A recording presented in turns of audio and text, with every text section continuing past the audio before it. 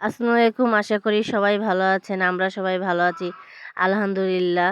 আজকে আপনাদের সাথে শেয়ার করব সিলভার কাপ মাছ দিয়ে বড়ি দিয়ে ঝোল রান্না করব। এই যে তাজা মাছ, এটা হচ্ছে তাজা সিলভার কাপ মাছ। এটা দিয়ে আজকে বড়ি দিয়ে ঝোল রান্না করব। মাছগুলো আমি কেটে নিয়েছি, ভালো করে লবণ দিয়ে ধুয়ে নিয়েছি।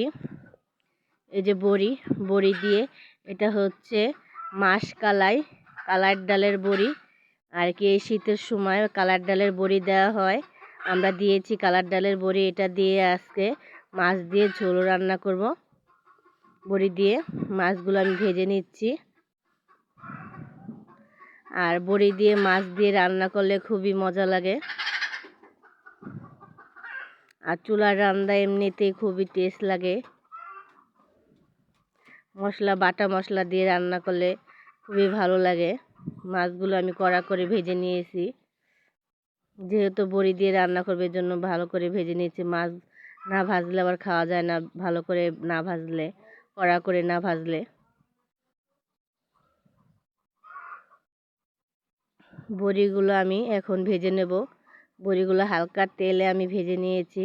হালকা ভাজবো, বেশি ভাজবো না। কালার ডালের বড়া এটা, বড়ি, কালার ডালের বড়ি। এই যে মাছও ভাজা হয়ে গেছে, আমার বড়িও ভাজা হয়ে গেছে। হালকা হালকা করে বড়িগুলো আমি ভেজে নিয়েছি। কত সুন্দর, বড়ি দিয়ে রান্না করলে খুবই মজা লাগে। এখন আমি তেল দিয়ে দিচ্ছি, মশলা কষায় নেব। তেলটা আগে দিয়ে নিলাম, তেলটা গরম হলে মশলা দিয়ে দেব। এই যে সব মশলাগুলো আমি দিয়ে দিলাম। পেঁয়াজ বাটা, জিরে বাটা, রসুন বাটা, শুকনো ঝাল গুঁড়ো, হলুদ গুঁড়ো, লবণ গুঁড়ো, সব মশলাগুলো দিয়ে ভালো করে কষায় নিয়েছি। ভালো করে কষানো হয়ে গেছে। এখন দিয়ে দিচ্ছি আমি বড়িগুলো দিয়ে ভালো করে কষায় নেব, নাড়াচাড়া দিয়ে। বড়িগুলো কষানো হয়ে গেছে আমার, কত সুন্দর। এখন আমি ঝোলের পানি দিয়ে দিচ্ছি। ঝোলের পানি দিয়ে দিলাম, একদম মাছের পানি। পানিটা যখন টকবক করে বলক উঠবে, তারপর আমি মাছগুলো দিয়ে দেব। টকবক পানি যখন বলকাবে, এই যে টকবক করে বলকাতেছে পানি। এখন একটা একটা করে আগে মাছের মাথাটা দিয়ে দিলাম, তারপরে একটা একটা করে মাছ দিয়ে দিচ্ছি আস্তে আস্তে করে।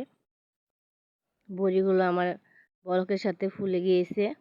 বড়িগুলো যখন ভেজেছি তখন ছোট ছোট ছিল। আর কি কষায় পানি দিলাম, বড়িগুলো ফুলে কত বড় হয়ে গেছে, একদম ইসের মতন ফুলে অনেক বড় বড় হয়ে যায়। বড়িগুলো ছোট ছোট থাকে, রান্নার আগে রান্না করলে বড় হয়ে যায়। এই যে কত সুন্দর রান্না হয়ে গেছে আমার। আমি বাটিতে ঢেলে নিয়েছি। আর জিরে ভাজা দিয়ে দিচ্ছি মাছের উপর দিয়ে। জিরে ভাজা দিলে খুবই টেস্ট লাগে।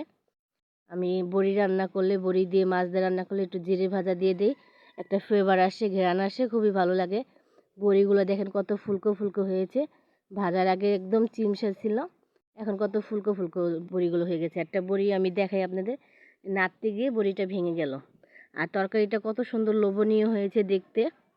দেখেন আপনারা, এই দেখেন কত সুন্দর লোভনীয় হয়েছে, খেতেও খুব মজা হবে, টেস্ট হবে, দেখতেও খুব লোভনীয় হয়েছে। বড়ি দিয়ে সিলভার কাপ মাছ ঝোল খুবই টেস্ট লাগে। সবাই ভালো থাকেন, আল্লাহ হাফেজ।